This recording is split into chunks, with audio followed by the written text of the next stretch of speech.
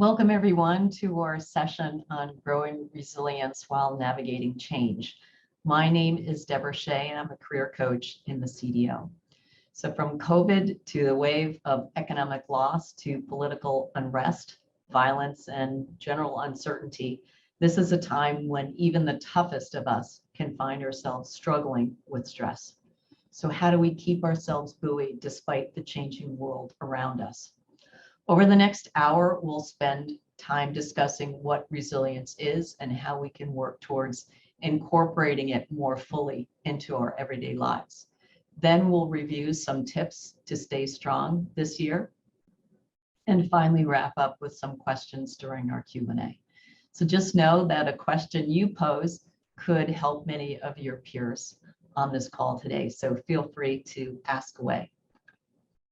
So before we get into the meat of our session, just a few logistics. So this session is going to be recorded and will be shared directly with those of you here today.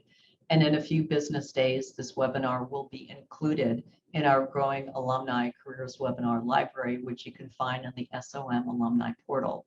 At the top of the navigation bar, you're going to click Career, then Your Career, then Career Services, and then finally Recorded Webinars. Your Career is also where you'll find the link to set up one-on-one coaching appointments with me or another coach. So although everyone approaches challenges differently, here's a brief outline of what we'll discuss today. What is resilience and why is it important? Some characteristics of resilience and the various mindsets that go along with that.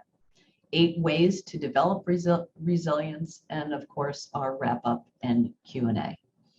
At the end of the session, you will receive a request for feedback from Kayla, and I'd be grateful if you would take a few minutes to complete the survey because we really want to know what you find helpful and what suggestions you have for improvement. So unfortunately, there's no escaping. We'll face challenges, so it's finding ways to stay steady through the downturns that will position us well for the future. So given that we have a fair number of alums on this webinar, I thought it would be interesting to just get a read of the room before we start. So I'm going to ask Kayla to launch a poll question. And alums, I would love for you to look at these questions and indicate the one that resonates most closely with you. So the primary reason for your participation: to learn more strategies, to become an even more inspirational leader, to acquire new tools, to be more effective team member, to keep momentum up during a current job search, perhaps, to learn ways to bring more balance into your personal life, and all of the above. So go ahead.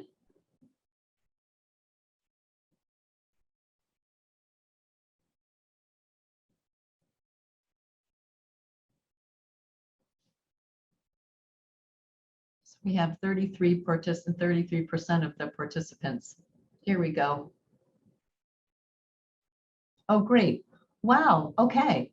So this is really awesome because there's so many of you that are here to acquire new tools to become a more effective team member. That's really, really great. So I'm so happy that you're here, and hopefully by the end of our session, you will have acquired some new tools to be even more aware and more effective in your day-to-day. So thank you so very much for that.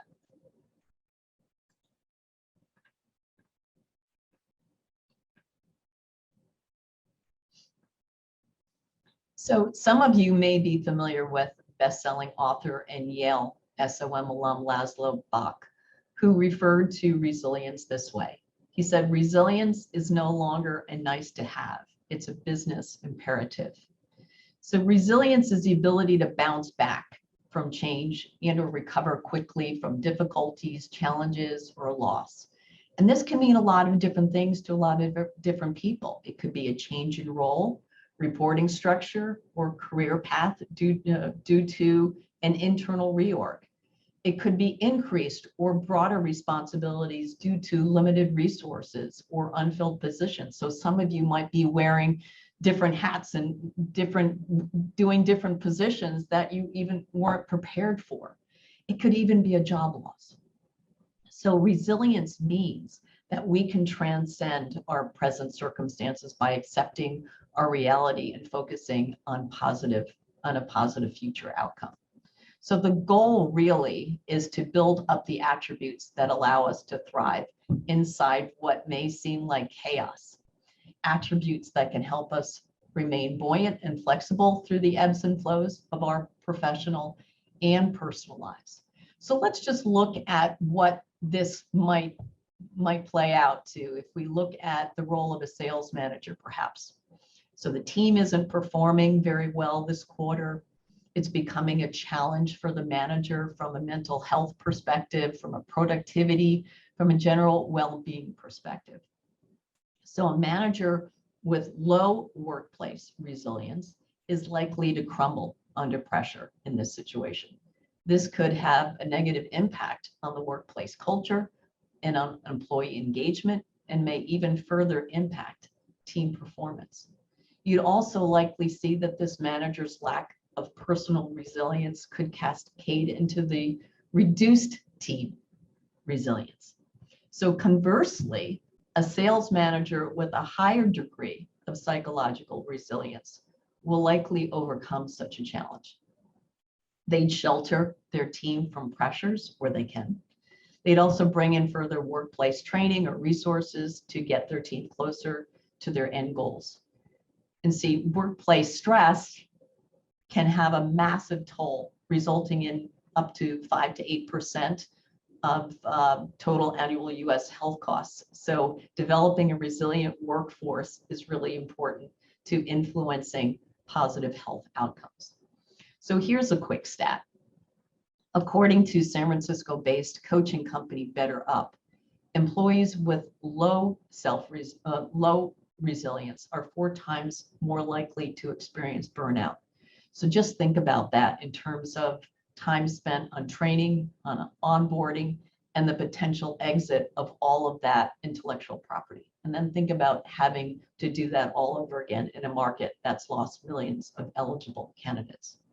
So the bottom line is that the greater resilience in the workplace improves organizational and employee performance. So there's a great quote by Sheryl Sandberg from her 2017 book, Option B, that I thought hit the nail on the head. She said that resilience is the strength and speed of our response to adversity. We all have it. It isn't about a backbone. It's about strengthening the muscles around our backbone.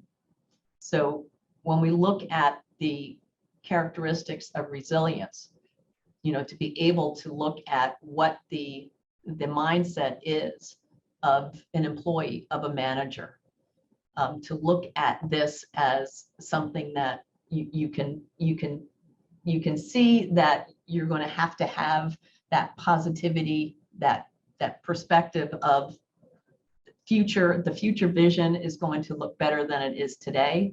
There's going to be a commitment mentality, and then there's going to be personal control, and we're going to get to all of that. So resilience, again, is a powerful component in every aspect of our lives, no matter personal or business, especially with our day-to-day jobs and career transitions. So practicing resilience with the smaller things makes us better at accessing it for the bigger things. So that's the idea around building up the resilient muscles. We just never know when they're going to be called upon. So resilient individuals actually view adversity as a challenge, an opportunity to learn. So not as a permanent situation or reflection of their self-worth. Those with a resilient mindset have personal and professional goals and stick with them. And, as I said, they maintain contact with people and participate in events during difficult times. And people who are resilient focus on events that they can control. They feel empowered and confident when they take action accordingly. So resilient people typically view their circumstances as temporary versus permanent, as related to one particular area of their lives versus a common thread or a common theme. and are linked to external events versus an internal personalization. So here's what I mean. So if we look at resilient and non-resilient mindsets, the resilient person will say, okay, I didn't do well on this task. Okay, it was a one-off. They'll say, this is one event, it's not pervasive, I'm not good at this particular task. And they will say that, hey, I didn't know about the change that was inserted, or maybe there was a strategy shift. I wasn't aware of that. That came in a little bit, further down the road from when I started this project. So there is almost a feeling of, okay, things have changed and new information has come in to the picture here, but I am going to remain of the mindset that, I didn't have all the tools that I needed to be successful in this particular task. Now, a non-resilient person would say, I'm not very good at my job. So it's not like I'm not good at this particular task. They're taking it to the next level to say, I'm just not good at my job. And they'll also say that this is a reflection of them on a grander scale, not just on this particular task, but I'm really not good at anything that I do. You can see that difference. And the personalization piece is that I didn't finish this task because I'm not good at my job. So it's really looking at the differences of the two, and you can really clearly see where that imbalance between the resilient and the non-resilient mindset is. And it's not to say that the resilient people don't take accountability. They just don't hold on to the guilt and shame of a situation or event outside of their control. And if they did have control, they can look at it very clearly as a one-time event, and then they'll move on. So having a resilient mindset creates a more positive perspective on daily reactions and thoughts.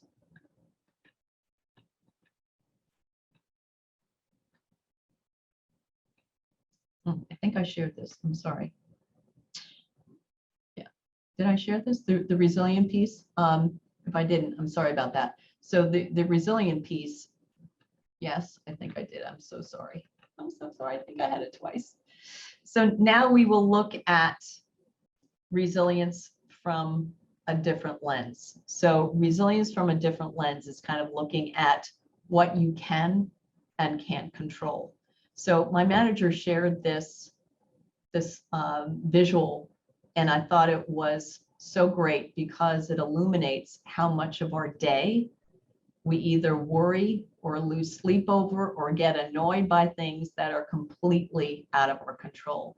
So take a moment just to look at this.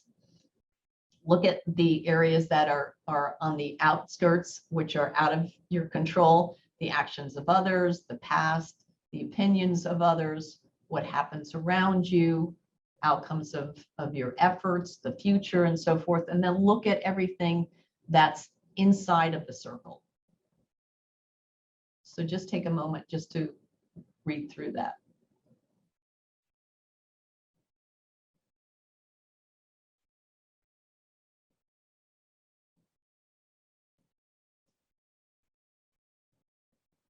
So I'm not saying it's easy, but if we can start to focus a bit more on what we can control, like how we engage with others, how we spend our free time, what we give our energy to, goal setting, perhaps, we will be so much better for it. So resilience is actually a choice. Every conversation, every interaction, every action or inaction, being clear that everything within our control comes down to the choices we make about how we'll handle each situation. So here are some behaviors that managers should incorporate into their leadership style to be more effective. So even if you're not a manager, you can kind of look to see and do a little check to say, and let me see whether or not my management team embodies these these qualities. So one is keep positive.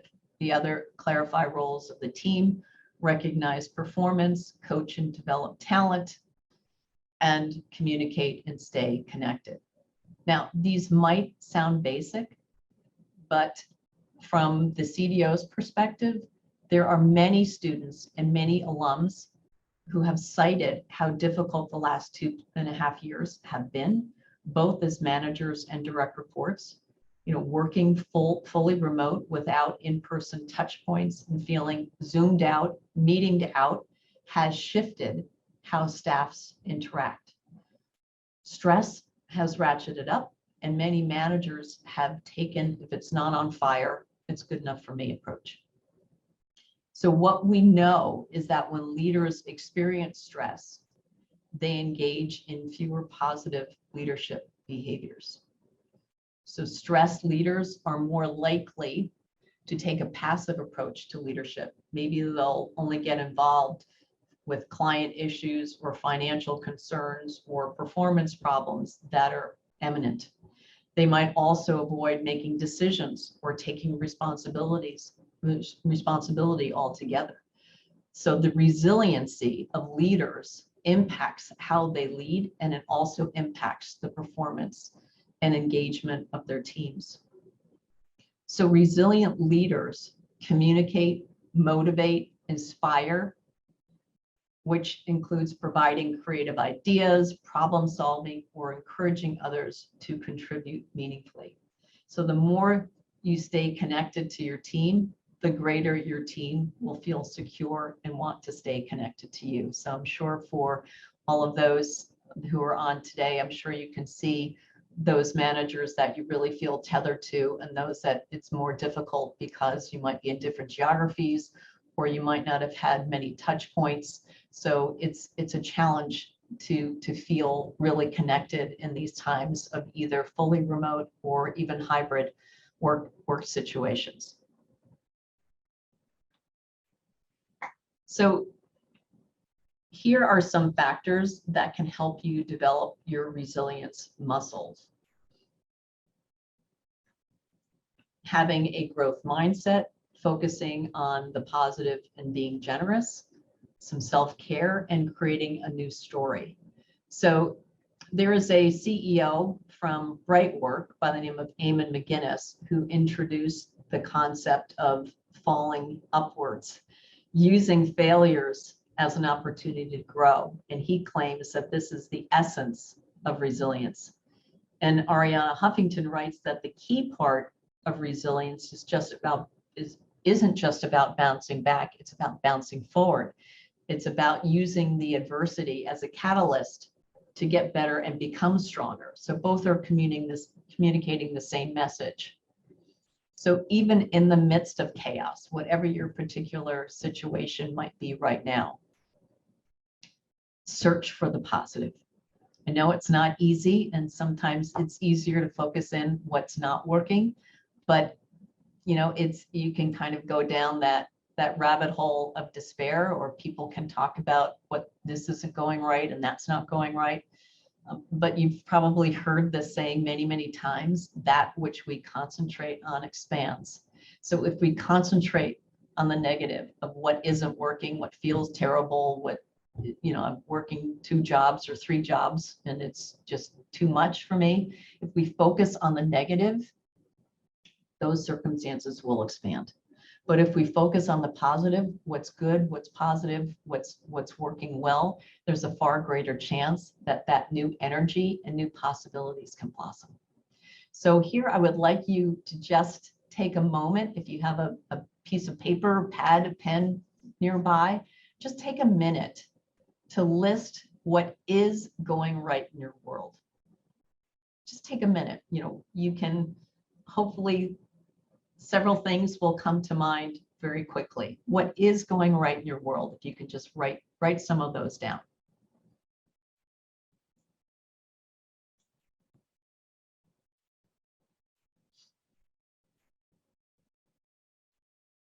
So for an example, you might appreciate working with great colleagues or even one colleague. And maybe that means that you can reach out to that colleague to say, you know what, let's grab a bite to eat, or let's have a coffee, or let's do a virtual walk if you're in different geographies or you're still working remotely. Put your AirPods in and just, have a walk and just share some time together. And, again, forget about the fact that you might be in different locations. You make it work. If you are in the same location, that's even better. You can go outside and enjoy the sunshine and have a walk around your office. Maybe you can appreciate that you have a really supportive manager. If you have one-on-ones with your manager once a week, a couple of times a month, awesome. If you don't, I would suggest that you recommend inserting those meetings. It's a real change. I don't want to say a game changer, but it's a way for you to create greater connection and to gain some guidance and inspiration. So again, if you don't have that inserted, I would suggest that you do. Maybe you're thankful for a flexible work environment. We're all trying to get back to some level of normalcy, and we're heading back into more of a hybrid mode. Maybe you can give thanks for the fact that you don't have to commute 5 days a week. Maybe you have an ability to attend a child's ball game, or maybe it's a way for you to get in a run or a yoga class. So be grateful for that. And maybe, even though you might wear a few different hats, maybe you can appreciate the fact that you're learning some new skills and building out your portfolio. And although it might not be planned, you can appreciate your new learning to tee you up and enhance your resume, and maybe close some of those gaps that might put you in a great position for your next role. So I'm going to throw it out to the group so that if anyone wants to share where they think they might be able to expand, some of the things that you're grateful for, I would love to hear it. Your peers would love to hear one to two things that are going well in your daily life that you think could even have greater impact. That could be really helpful for the greater group. So if anyone wants to share that, I would appreciate it. You can put that in the chat.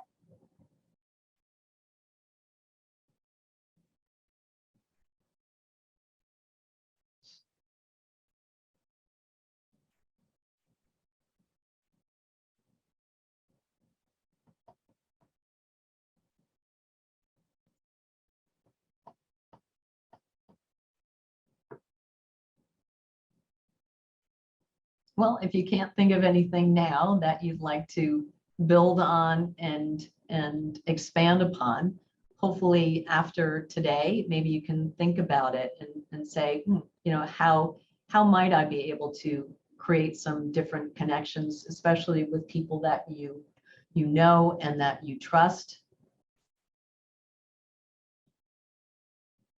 Esmeralda, thank you so much. You want to build on your relationship with coworkers and focus on your health and find more healthy partners. I love that. It's a really great goal to set for yourself. And, when you put that intention out, you're going to make it happen. I really believe that you will. And I think it's a great goal for you to set, looking at the people around you to say that you want to have healthier people in your sphere is great. Anyone else want to share? Well, as I said, if you can't think of anything right now, I hope that after our session, maybe in the next few days, that you'll be able to come up with some things that you can think of, that you can recognize and appreciate where you are, and to see how you can make that an even bigger part of your day-to-day. So the other part is looking at, focusing on the positive and being generous. So when you're feeling at sea, when you're feeling, I don't know, should I stay? I don't know if I want to be here. If you're feeling like that, sometimes helping someone else can kind of bring you back down, and it can balance you a little bit. And it can be as simple as walking down the hall, or knowing that a colleague of yours, is behind in their work and offering to lend a hand. It could be taking time to find a way to lend a hand in your community by volunteering. I know that school is over now, but maybe that's something that when school comes back in August, September, that maybe there's a skill, or maybe that you would like to become a mentor, or maybe there's something within your own community where you say, I've done this job for X amount of time. I think that I would be really happy to give back and share some of my skills and some of my perspectives with people who are interested in this space. The bottom line, whatever you choose, the bottom line is that whatever feels right to you is great, and recognize that when you do good, it actually feels good to do good. So I think that sometimes when we get those, those happy thoughts in mind, it changes what might be perceived as a bad day or a bad mood. Reaching out to help someone else can go a long way. Self-care is critical. You've heard the analogy of putting your oxygen mask on first in case of an in-flight emergency. You're not going to be of much value if you don't take care of yourself. So here are some suggestions that you can incorporate into your day or week. It could be exercise, or listening to great music, reading an uplifting book, meditating, whatever that is, that piece that is feeding you. I would suggest that maybe there's a way that you can find moments to incorporate that into your day or into your week. The next part is creating a new story. So our actions are actually linked to our thoughts. So if we constantly tell ourselves negative stories, then our actions and our interactions with others are likely to be affected. So it's also worth noting in your wider network of family and friends, as Merelda, you were talking about wanting to have close, healthier connections. This is exactly that. It's looking at the people that are closest to you, your family, your friends, your colleagues. Do they lift you up? Are they positive? Or do they always have that negative swirl? So it's really easy to jump on that bandwagon and be in that negative swirl too, but be mindful about the people that you're talking to or interacting with, because it really impacts how you are going to be going about your daily life too. So conversely, the more you focus on telling stories of growth, on empowerment and positivity, the more access you'll have to your own resistance. So again, here's something that you can do now or at a later time. So think about something that's been weighing on you. Think about something that's been taking up some negative space in your brain. Start with something in your sphere and not the greater world around us, which we can talk about for the next week. But by focusing on your situation as temporary, as isolated, look for a possibility to create a new vision. So if you're in something now that doesn't seem like there's much of a possibility of it shifting, of it changing, really think about, what else can I do? What other people can I call upon? What other resources might I not even know about that I can ask someone in a different area who might have had this same experience? Maybe I can reach out to a wider network within my team or outside of my team. So what's within your control? What can you do differently that might have a positive, prove to have a positive outcome? And how can you create the greatest impact with the people, resources, and time within your reach? So again, looking at a challenge that has been weighing on you and seeing if you can look at it through another lens to see what else you can do differently, what else you can can call upon that can help you actually sort through or get through this particular challenge in a different way.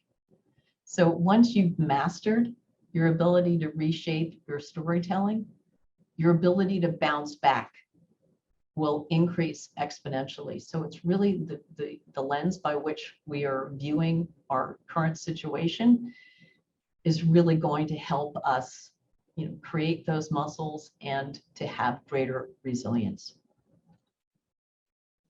So often exhausted employees, I'm sure I'm talking to a lot of them here, exhausted employees try to compensate for reduced productivity by working even longer hours, which leads to more exhaustion and a reduced ability to deal with challenges. So it's this never-ending downward spiral. So here are some ways to restore your energy and build back your resilience from an internal perspective. So diet is big. Are you eating well? Are you eating well-balanced meals?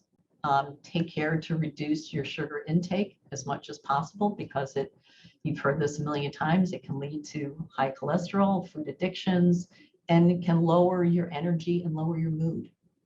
Sleep. Okay, for those who have young children, you could just put me on mute. But are you getting at least 6-7 hours of uninterrupted sleep? So without proper sleep, it impacts negatively on your memory, on your moods, on your decision-making, on your problem solving. So it really has far-reaching implications. Hobby is another one. Maybe there's something that you used to do several years ago or before you got into this particular job that you're in. Maybe you cycled every day after work. Maybe you took a yoga class a few times a week. Maybe you like to track and go for nature walks. Or maybe it's something more creative like painting or drawing or writing. Find that or reclaim it. Find something that boosts your mood. That I promise you, you know in those times when you actually engage that your mood shifts and that it really, really improves your psyche and your overall physical and mental health. And lastly, see if there's a purpose outside of work that you can connect to or start. So finding something meaningful outside of work can boost your morale, can create a sense of connection to your community, and bring more balance into your life. So you've all heard the saying, all work and no play. And it's really, really, really hard to say, I don't even have a moment because I have everything is either my family or my work. But maybe there's something that you can do even once a month that can add some flavor to your community, can add something to your place of worship or a school or a volunteer effort in your town that you feel connected to, that you say, okay, I can't do it every week, I can't do it every day, but maybe once a month or maybe once a quarter. Those kinds of things. Soup kitchen once a quarter can make you feel terrific, and again, it can really shift your mindset. So here are a few ways that you might explore bolstering your resilience from an external perspective.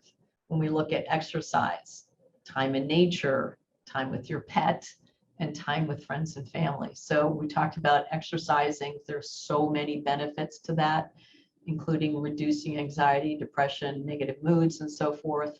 Nature, nature's a massive healer. Life gets hectic, life gets crazy, and being in nature, whether it's the sound, whether it's the sea, whether it's the forest, the mountains, whatever that looks like for you, it can really be a stress check for you, and to have that ability to bring that stress to a much lower level. So I don't know how many of you here have pets. I do. I'm a big 85-pound golden retriever, and science has shown that pets activate oxytocin and can help our bodies reduce cortisol levels, they're a huge stress reducer, and they can improve one's overall well-being. So if you don't have a pet or your neighbor has a pet, go and spend a little time with your neighbor's dog or whatever. But I think it will help you and put a smile on your face. The other is, looking at friends and family and seeing, again, healthy relationships. They can boost your happiness. They can reduce stress and your overall, they can improve your overall self-confidence and self-worth. They can also help you with the coping of some traumas that might be in your world right now. It could be divorce. It could be serious illness of you or a close family member. It could be job loss, or it could be death of a loved one.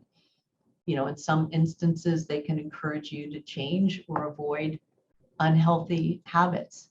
But, it's really looking at those people in your sphere that are going to help and support you and make you feel good along the way.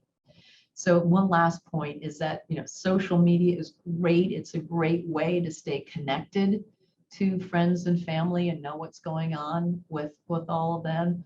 But you've heard this a lot, is to just take care about finding the right balance, because too much screen time or the what looks like perfect scenarios in others' lives can really cause anxiety.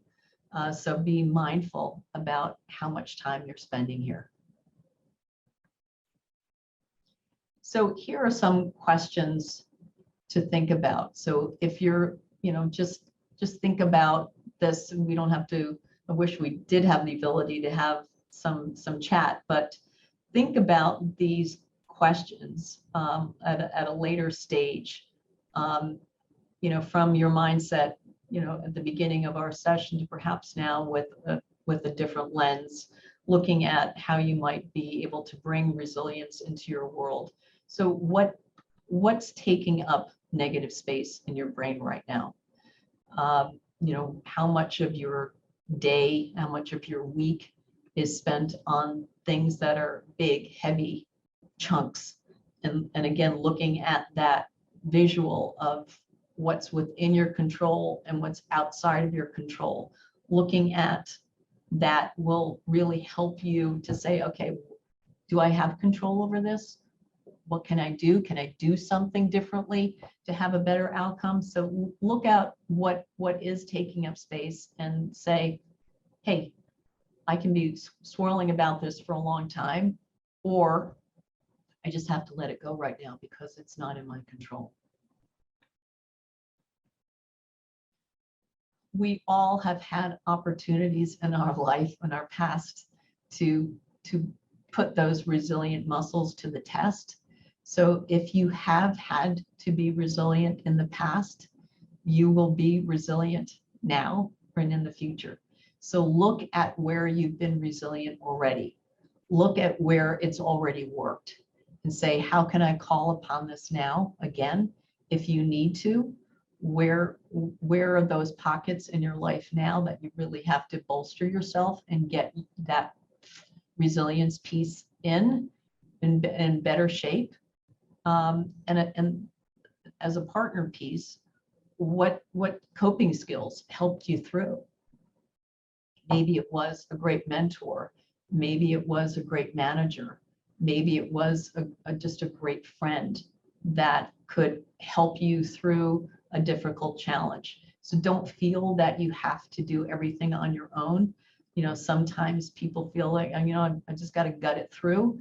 But, reaching out to a trusted confidant often is a great way just to even talk it through and have a thinking partner to say, wow, I wouldn't have thought of it through that perspective, or, I could have talked or thought about it in my own mind for the next, for the next week, and I never would have come up with that. So sometimes having an opportunity to talk to somebody who's not seeped in your particular situation, can look at it through an objective lens, can be really, really helpful. And then also looking at two things that you can do differently. If you say, okay, what's big the area that's taking up space in your brain.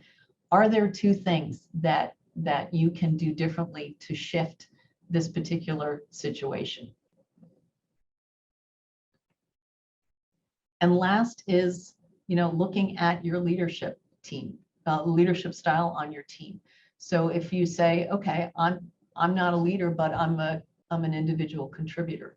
What is the vibe on the team? And if you don't have a strong manager or strong leader, what can you do, even with your colleagues, to say, okay, this isn't perfect, but how can we, as a team here, start to bolster each other, support each other? Maybe there's a way that you can work in tandem with someone to get excited about working in a duo or a triad, to really get some other thinking styles into the particular challenge or task that you're working on. Maybe it's looking at how you can tap into the creativity and the thinking styles of other people that can be exciting for you and exciting for them. So it's maybe not looking at it always as top down, but maybe from where you sit, that you can create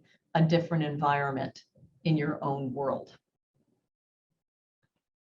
So if we look at, just to recap, resilience is the ability to bounce back from change or recover quickly from difficulties, challenges, or loss. And resilience isn't about having a backbone, but it's about strengthening the muscles around the backbone. So we all know that we're going to be faced with challenges. So making sure that we're doing what we need to do for ourselves physically, emotionally, mentally, so that when we are called upon to be in a stressful situation, that we're already primed, we're already there and ready to take on whatever is in front of us with great strength. So if you're starting from zero and have to deal with a stressful situation, it's going to be much more difficult. So if we keep our energy up, if we keep our mind sharp, if we keep our bodies healthy, it really will put us in good stead when the time comes for us to face some challenges. So each of us has the power to change something that's not exactly where we want it to be. So my recommendation is to start small and watch your self-awareness and confidence expand, because it can get too mind-blowing when we think about things on a larger scale or things that are outside of our sphere. But if we look within our personal life or our professional life to see where we can start to enact some positive change, it will start building on itself, and you will see the momentum, which will be terrific. So now we get into our questions, but I wanted to call upon Kayla one last time to launch our final poll question.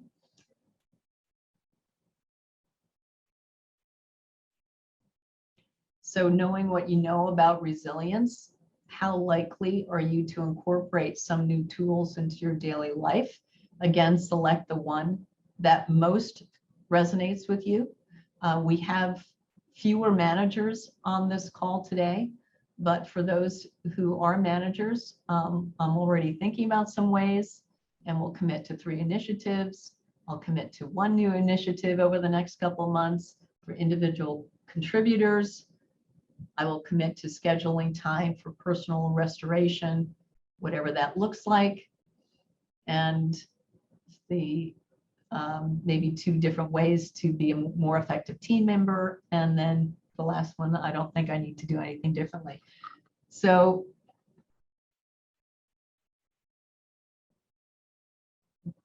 you'll commit to scheduling time for personal restoration. And I think that that's a great goal to have. I know that only just a few of you have taken this poll, but I thank you for that. And I thank you for your time and for your engagement today. I realize that setting aside time outside of your role isn't easy. So thank you so much for your participation. And as I mentioned, this will be posted on the Alumni Careers Webinar Library in your SOM alumni portal. And if you'd like to do a one-on-one conversation at any point, at any time, feel free to reach out to a coach. And I will put these two resources in let's see. I will have some resources that I will post in the I will give to Kayla. I don't know why it's not posting right now, but I thank you so very, very much again for your time, and enjoy the rest of your day. So now on to Kayla for our session survey. Thank you. We just had one question, Deborah. Is coaching available for free for alumni? Yes, forever. Yes, very exciting. Yeah, so you can find information about that on the careers site. I did drop the link earlier to whoever asked that question, but that's the only question we have. Okay, any other questions? Anything else that we didn't touch on that you wish that we touched on that you'd like to ask?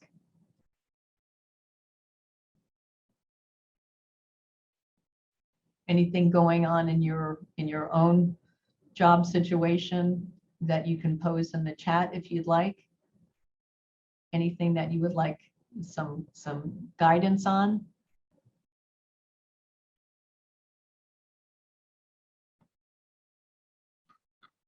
Okay, thank you very much.